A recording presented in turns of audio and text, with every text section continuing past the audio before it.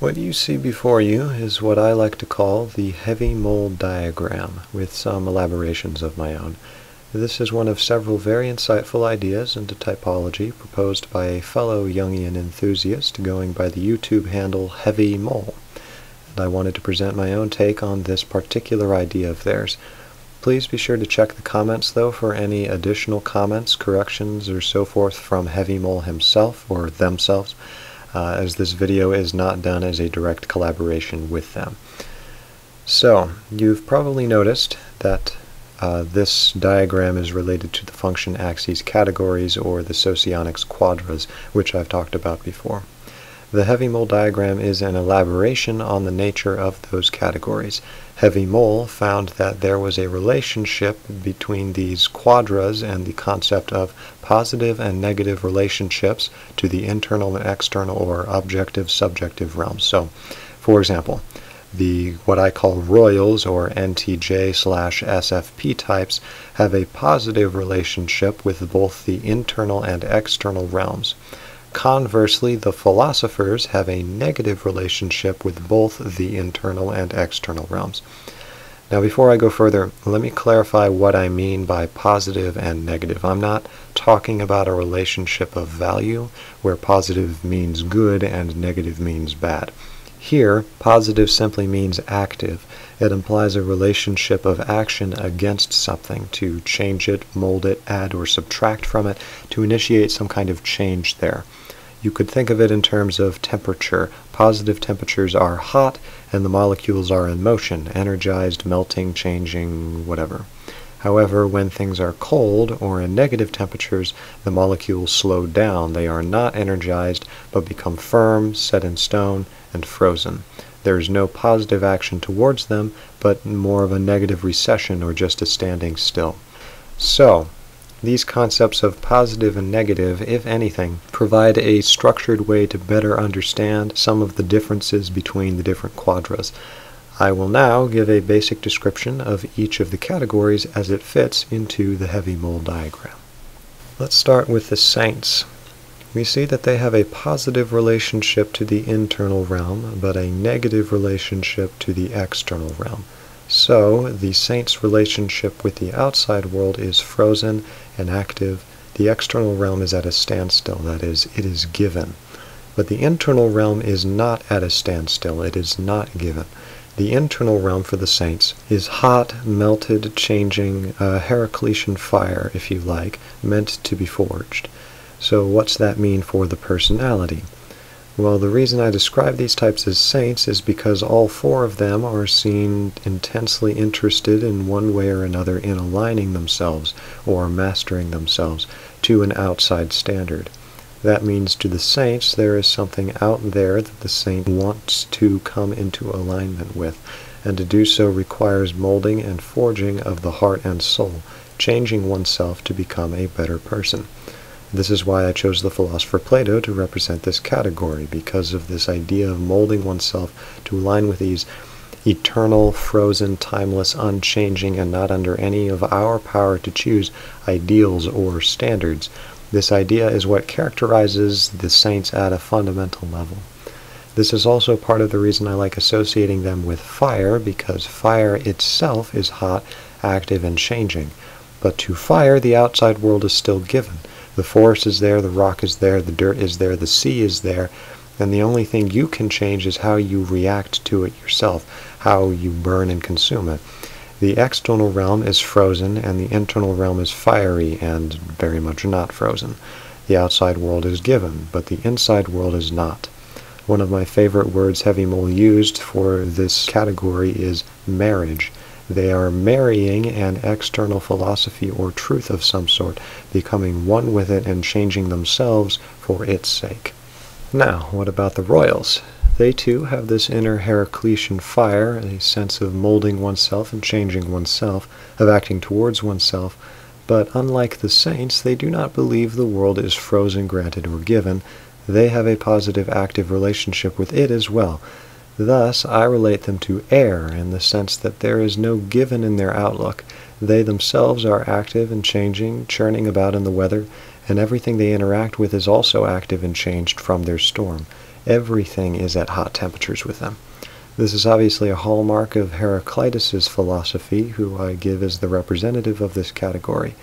Another useful figure is Nietzsche, who constantly championed the idea that because nothing is given, either in ourselves or outside, our task is then to determine our world, to go beyond previous given dogmas, and reevaluate all of our values. At least that's how I understand him. As he himself said, one must still have chaos in oneself to be able to give birth to a dancing star. Chaos within, creation without. The royals are interested in determining their world. I should note that Heavy Mole's choice of the word determinism has another layer to it. It was their observation that the royal types have an intriguing sense of prophecy to them. They all seem to share some form of vision that something great and powerful can be brought to pass through the proper molding of the fire. In this sense, they are deterministic, seeking to write out some kind of vision in both themselves and in the world. Now, the philosophers. They are the very opposite of the royals in that their relationship with both the internal and external realms is negative rather than positive. That is to say, they consider the external world as given and the internal world as given. Both are frozen and active and not to be acted against. Rather, the philosopher's goal is primarily to understand all realms of reality, and with this knowledge engage in the most fruitful commerce with it. This is why I associate them with water, because water flows around things. Its own nature is not essentially changed, and neither is that of the object. Another example is Parmenides. He postulated that the universe is an indivisible, unchanging whole, and that everything past, present, and future is given, it's set in stone. The only thing left to do is to come to terms with this arrangement, and thus have the most profitable communion or commerce with both the world and oneself. Note that this is, of course, completely different from that of the royals, who feel the need to determine their realm because nothing is given. Finally, there are the free spirits, being the reverse of the saints. For them, it is the internal world that is given, and the external world that is to be changed and worked with positively. Heavy Mole's word for them is thus cultivation, because they begin with definite, frozen principles or desires within themselves, and then work to sow and reap the benefits of these principles in the outside world.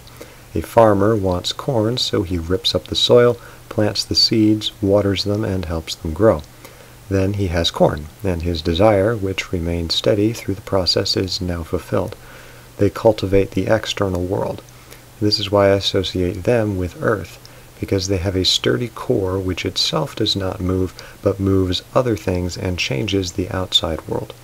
Note that this is the opposite of the saint's fire, whose center is not fixed at all, but flares up and dances within.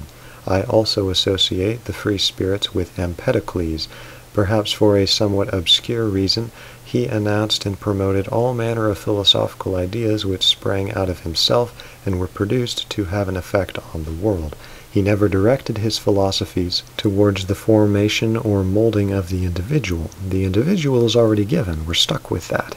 Instead, he propagated his ideas outwards from the steady core within. So, in summary, the saint's external world is given, but the internal world is not. They are like fire, changing itself to align better with the outside world. Their philosopher is Plato, and their mnemonic is marriage. The royals' external and internal worlds are not given, but are determined by the royals in an effort to bring to pass a future vision of some sort. They are like air, where nothing is certain or fixed. Their philosopher is Heraclitus, and their mnemonic is deterministic. The philosopher's world, both internal and external, is given. They only seek to have the most fruitful commerce with these realms. They are like water flowing around objects. Their philosopher is Parmenides, and their mnemonic is commerce. The free spirits' external world is not given, but their internal world is. They are like earth, with a steady core that causes other things to move. Their philosopher is Empedocles, and their mnemonic is cultivation. Also, just a brief update on the blog. It is nearing completion. Really, the last thing is that I have a few series or TV shows that I'm doing fictional characters for that will be sort of the starters, and then I'll add more to those. But it actually takes a lot more time than I thought it would to write the explanations for why I think certain characters are certain types. So what I may need to do is, my descriptions may not be as comprehensive as I would like them to be, but feel it'll make more sense when you see it, but feel absolutely free to ask me for more description or give questions and stuff. But that's just an update on how it's going. Everything else seems to be okay. I'll just be doing some more finishing touches, and I'll be trying to finish that up as soon as possible and have it ready in a few weeks or so, or hopefully less than that. So thank you very much for watching, and I will do my best to answer any questions. I had a bit of a busy week, so I'm a little bit behind, but be patient, and I will get back to you guys as soon as possible. Thank you very much for the questions and all of the support, and I will see you in the next video. Thank you.